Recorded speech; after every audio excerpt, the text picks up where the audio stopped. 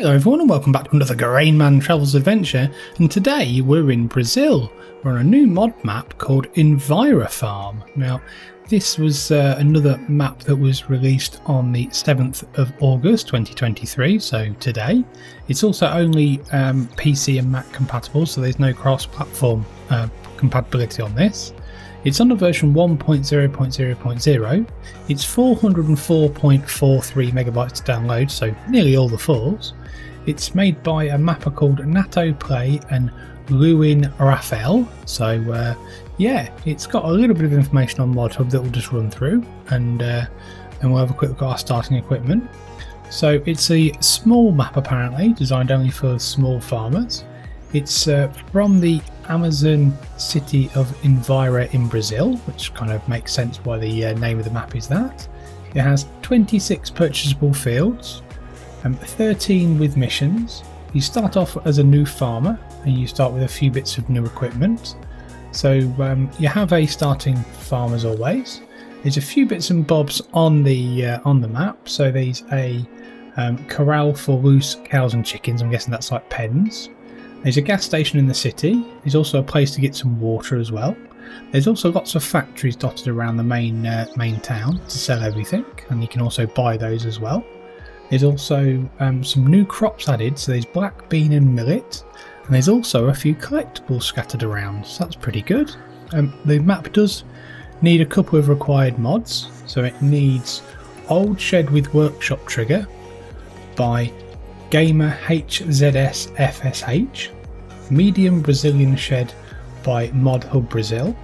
It needs Farm Entrance by naimog mod, and it needs Silo Shed Agronopolis by Erik, Isac and Agro mod, Brazilian Shed by naimog mod, Farmhouse Agronopolis by Erik, Isac and Agro mod, and Brazilian Fences pack. So yeah, a few there to get your teeth into to get downloaded. So what we'll do though is we'll get our feet firmly back down on the ground as always and have a quick look at our starting equipment. So as you can see, we start with a few bits of equipment, not a massive amount but a few nice bits. So we start with a Fendt Favorite 515C tractor with 150 horsepower. We also start with a Bura 6 105 100 horsepower cabless tractor as well. They're pretty cool. We actually start with a MAN TGS 18500 4x4 500 horsepower truck as well. That's cool. We start with the Roshelmath Nova 330 harvester that can also harvest the beans and also the millet. That's pretty good. We get the nice Lizard pickup from 1986. We get a Crampy SKS 30/1050 trailer. So that's the one that you can pull behind your truck. We also start with the Welga DK115, which is one of those trailers with a dolly, so not one I'd be using. Start with a nice Roshelmath Powerstream 500 5-metre header. Start with a Pottinger Servo 25 1.2 metre plough.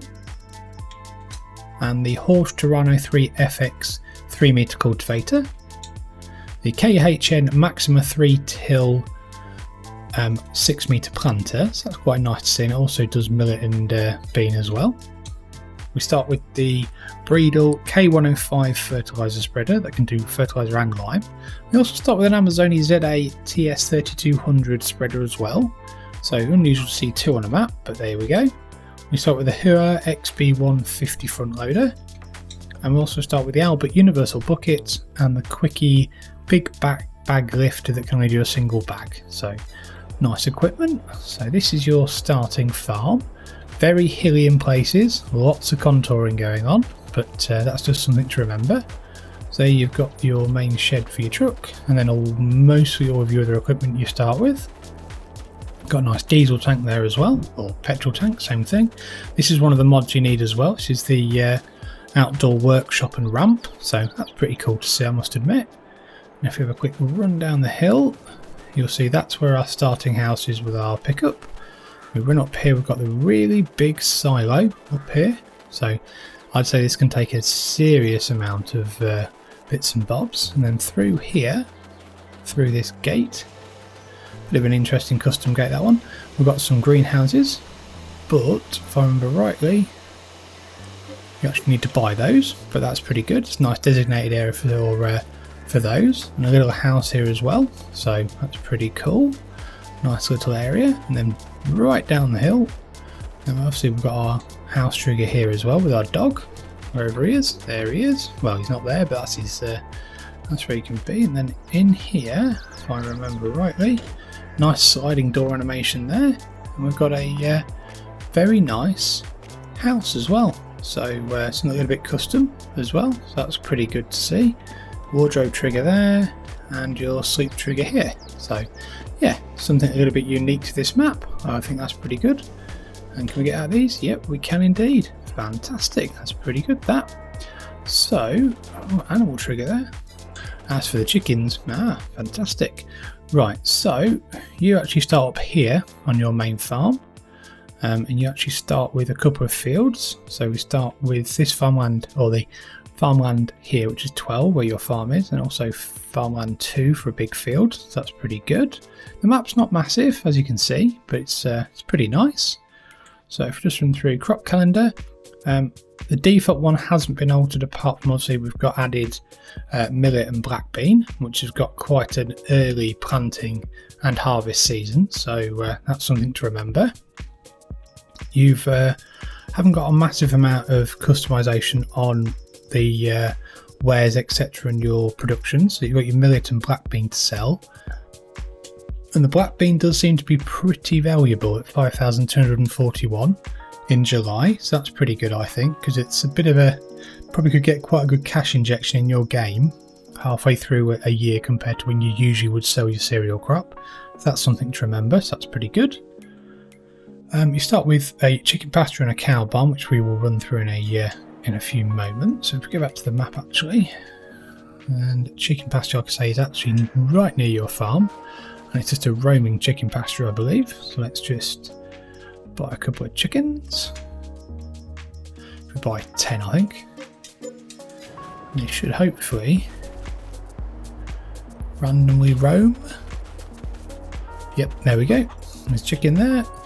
So that's pretty good. And then the cow barn is actually all the way down here. So you don't actually own the land it's on, which seems to be a pretty standard thing in some of these games at the moment.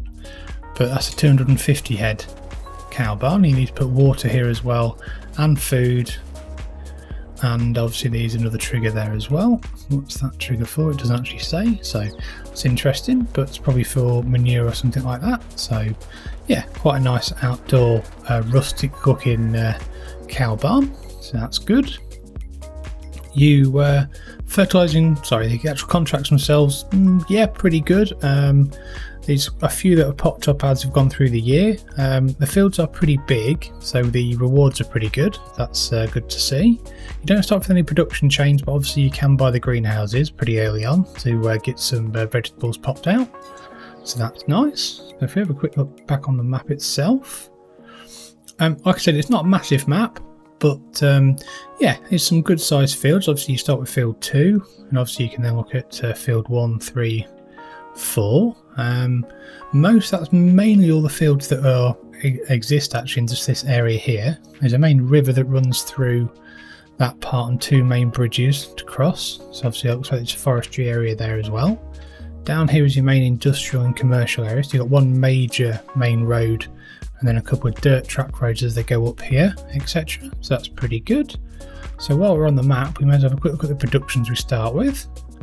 So you've got a cane Envira, you've got an oil mill, you've got a carpentry, a bakery, the gas station, carpentry again, another sawmill, and you've got a biomass energy, you've got a dairy, you've got a vehicle shop, Envira animals, animal dealer, a supermarket, Envira bales, Envira grains, debris crusher, and the limestone Envira. So one of the things that you do get on here actually is this is like put into a quarry area, so that's pretty cool. I think that's quite a nice feature that you've got like a quarry, etc. Obviously that's either the line that's been harvested and then just sat there waiting while it gets processed, and you can collect that, so that's pretty cool. If we then swap back to our farm, probably not going to go in that, so if we have a quick drive around the map, we get into our more chickens, get into our pickup truck. One thing I will say is the roads are quite realistic in regards to, they're not smooth because they are farm tracks, so I wouldn't go speeding around everywhere at top speed. I did when I was having a quick look at this map before I started the map tour, and I did nearly flip the pickup, so it's just something to think about and remember. Obviously this is designed to be quite a rustic and authentic area, so obviously the tracks won't be perfectly smooth and been done by like super duper modern road making machinery, so it's just something to think about. So if we turn right, go past this field, so this is our first starting field, very good size though, and obviously it's got a bit of an undulation, some hills in there, so it's going to be quite an interesting one to harvest. We've also got some tracks down there which allows us to go to the other fields that are quite close to our farm. Quite a lot of areas of standing water as well, but we are in the tropics, so that's understandable. So if we then just drive down here a second, if we go this way, that's where the cow barn is, and again some more standing water, so we'll just keep away from that a little bit so we don't completely drench our car.